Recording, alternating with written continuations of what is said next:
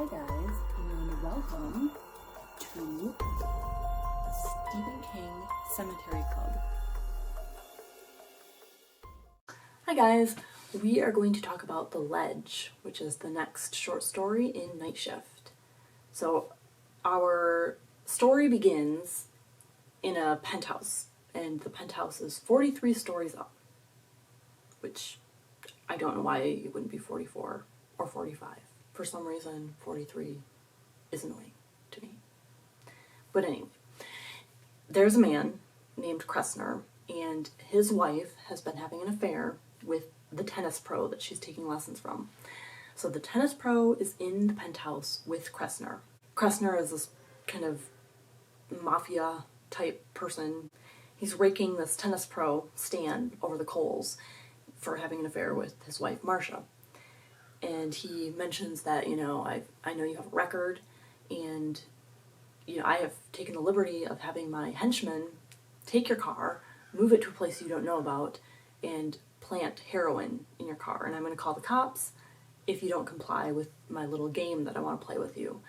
Because if this guy refuses and he gets caught with heroin in his car, he's going to get a prison sentence for a good, 40 years or something like that. So Kressner is very much like I don't remember the name of the character, but The Most Dangerous Game, where the guy hunts humans. Is it Renfield?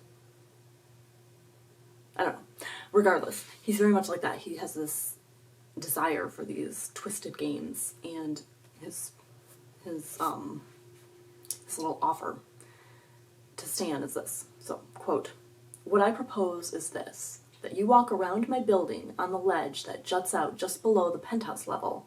If you circumnavigate the building successfully, the jackpot is yours." Page 185. The jackpot consists of his freedom, the ability to run off with Marcia, and $20,000. So basically, Stan has to accept. According to Kressner, the wager has been offered 6 times in the past. 5 people have declined it, and 1 person accepted it, and then once he looked at the ledge and the height from the balcony, he chickened out. So Stan goes out there, the ledge is 5 inches wide, and Kressner drops an apple, and it's like in a cartoon where it just, nothing, nothing, nothing, and then splat. The wind is very strong. The weather is cold. It's in the 40s, and that's not including the wind chill.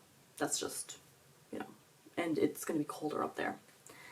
So Stan begins this arduous task, and, even though he's a tennis pro, it's still, it takes a lot out of you to be on a ledge with your heels hanging over and you're clinging to a building and trying to walk around it. So his first corner, it's very difficult to get around the corner because of the crosswinds and just, the fact that it's a ledge, it's very dangerous. So he does manage to get around the corner, and then right above him, Kressner has a window, and he blows one of those New Year's Eve noisemaker things and scares Stan so badly that he almost falls to his death. So we have this whole journey of Stan trying to get around the building. So there's the noisemaker that bothers him, and then there's a pigeon that's protecting its nest, and it keeps pecking at his ankle and just pecking over and over. And it's just all these little things that wouldn't bother you, but if you're on a ledge, you bet they're going to bother you. So he gets to the other side, opposite of where he started, and there's another balcony over there from the apartment across the hall from Kressner, and he rests on that balcony. Gathers up his strength, manages to get around the building all the way, and once he climbs up onto the balcony where he began, Kressner's goon, henchman guy, points a gun at him and hauls him inside. He's given the bag of money, and Kressner says, quote, "You won 3 things, Mr. Norris. The money, your freedom, my wife. You have the first 2. You can pick up the 3rd at the county morgue." Page 195. So Stan did all of this, and the woman he was supposed to run away with has been killed. So he basically has nothing to lose. He knocks out the henchman, grabs the gun, and then makes Kressner do the ledge walk. And I thought that was pretty fitting because it's, it's like the a taste of your own medicine type situation. And we end the story with him waiting to see if Kressner appears around the building or doesn't. And he says that if Kressner doesn't come around the edge of the building anytime soon, he's going to go over and see if he made it to that other balcony across the way, and he's going to kill him. Basically, he's going to kill him even if he doesn't fall to his death. That is basically what the ledge is about. It's about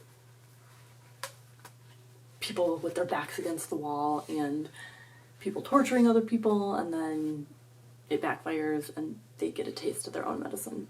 So there's kind of a fable in there. Next week is The Lawnmower Man, which is not the same as the movie if you have watched the movie. I've never seen it, but I know it's completely different from the short story. The short story is pretty disturbing. I look forward to rereading that one. Have a spooky day.